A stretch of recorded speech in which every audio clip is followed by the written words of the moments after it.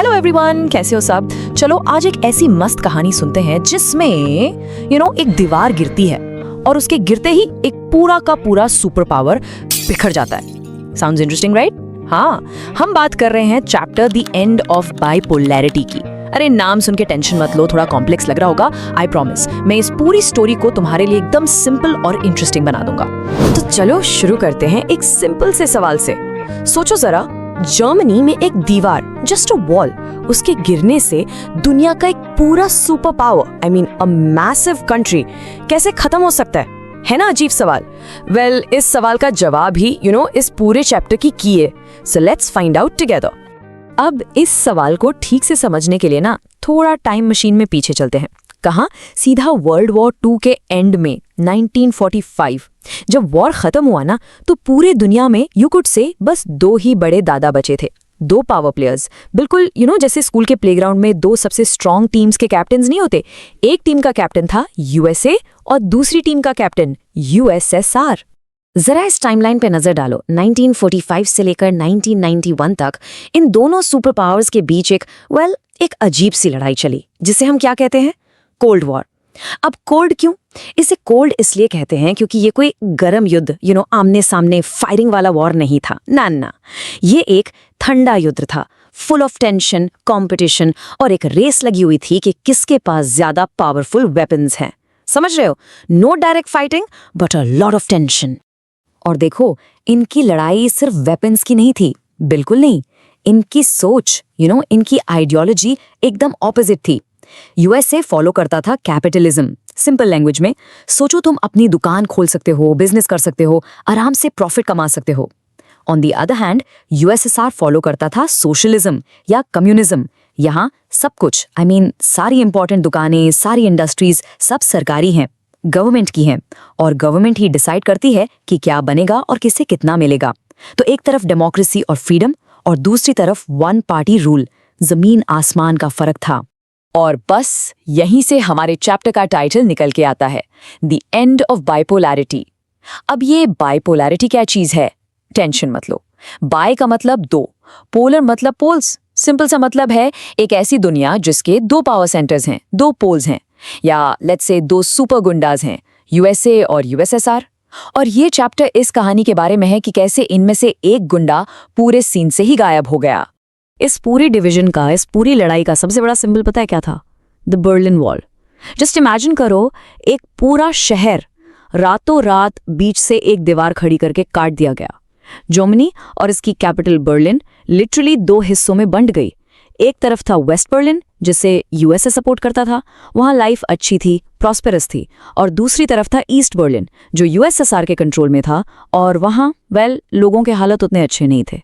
और ये दीवार 1961 में इसलिए बनाई गई ताकि ईस्ट के लोग भागकर बेटर लाइफ के लिए वेस्ट ना जा सके। तो सवाल ये है कि दीवार के उस पार, यूएसएसआर में ऐसा क्या चल रहा था? ये इतना पावरफुल सुपर पावर अंदर से ही खोखला कैसे होने लगा? चलो अब देखते हैं इस सिस्टम में क्रैक्स कहाँ थे। लेट्स डिग इन। सबसे पहला और सबसे बड़ा क्रैक था उनके पॉलिटिकल सिस्टम में। जस्ट इमेजिन, एक ही पार्टी, द कम्युनिस्ट पार्टी, 70 साल से, for 70 years they were ruling.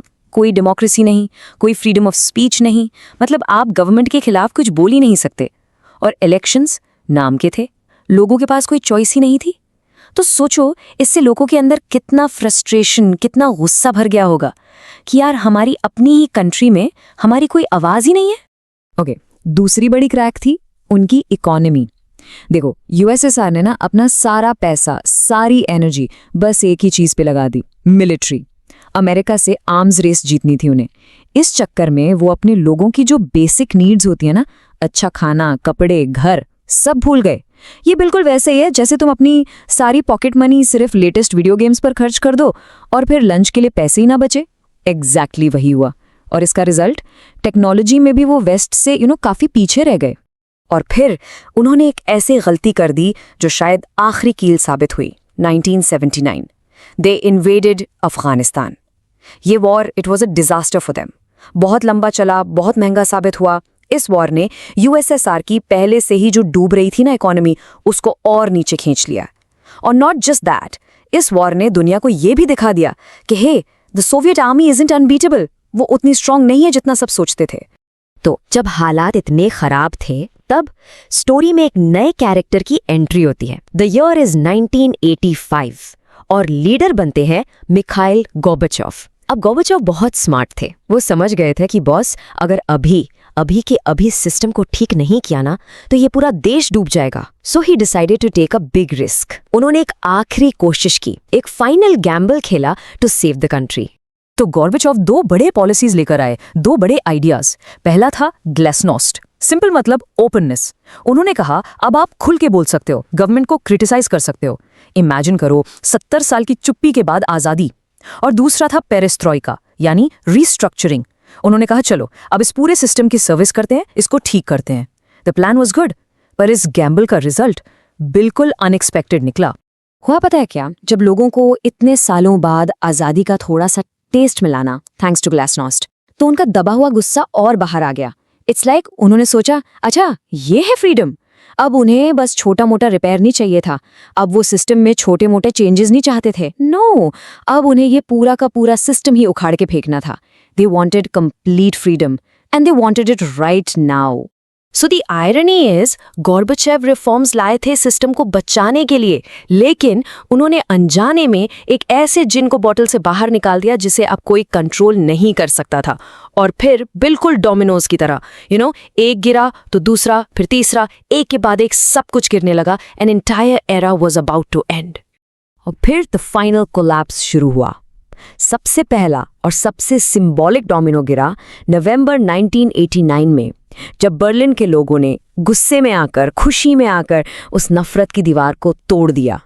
Can you imagine that moment? It was historic. इसके बाद तो जैसे एक फ्लड आ गया, एक के बाद एक। पोलैंड, हंगरी, सारे ईस्ट यूरोपियन देश सोवियत कंट्रोल से आज़ाद होने लगे। और फाइनली दिसंबर 1991 में वो सुपर पावर जिसने 70 साल तक दुनिया के आधे हिस्से पर राज किया था, द सोवियत यूनियन, ऑफिशियली खत्म हो गया। Just like that. तो अब आगे क्या हुआ? सोचो, जो दुनिया पहले बाइपोलर थी, मतलब 2 सुपर पावर वाली, अब वो क्या हो गई? यूनिपोलर। प्लेग्राउंड से एक टीम कैप्टन घर चला गया और अब मैदान में सिर्फ एक ही बॉस बचा था, and that was the USA. पर एक मिनट, इतने बड़े यूएसएसआर की विरासत का क्या? इतने सारे वेपन्स, इतनी बड़ी सीट यूएन में, वो कहाँ गई? तो ये सारी जिम्मेदारी मिली रशिया को, क्योंकि 15 रिपब्लिक्स में से रशिया सबसे बड़ा और सबसे पावरफुल था। तो रशिया को यूएसएसआर का सक्सेसर स्टेट माना गया।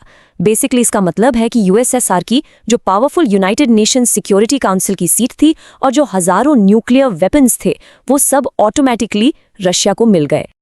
तो चलो एग्जाम के लिए फटाफट एक क्विक रिवीजन कर लेते हैं। अगर क्वेश्चन आए कि यूएसएसआर डूबा क्यों, तो क्या लिखोगे? चलो पॉइंट्स बनाते हैं। नंबर 1, इंटरनल वीकनेसेस, सिस्टम अंदर से पूरा खोखला हो चुका था। Number 2, the cost of the arms race, सारा पैसा हथियारों पर बर्बाद कर दिया। नंबर 3, लोगों की आज़ादी की चाहत, people wanted freedom. Number 4, Gorbachev's reforms, जो अच्छे के लिए थे बट दे बैकफायर्ड। और लास्ट पॉइंट, नेशनलिज्म, जो छोटे छोटे देश थे ना उसके अंदर, वो सब अब आज़ादी चाहते थे। ये पॉइंट जरूर याद रखना, एग्जाम के लिए इंपॉर्टेंट है। तो बाइपोलर वर्ल्ड तो खत्म हो गया, एक सुपर पावर गेम से आउट हो गया, लेकिन इसके बाद दुनिया कैसी बनी? What kind of world came next? क्या सब कुछ अचानक से पीसफुल हो गया या फिर नई प्रॉब्लम्स, नई चैलेंजेस शुरू हुई? इसके बारे में सोचना, क्योंकि इसका जवाब हम ढूंढेंगे अपने अगले लेसन में। सी यू देन।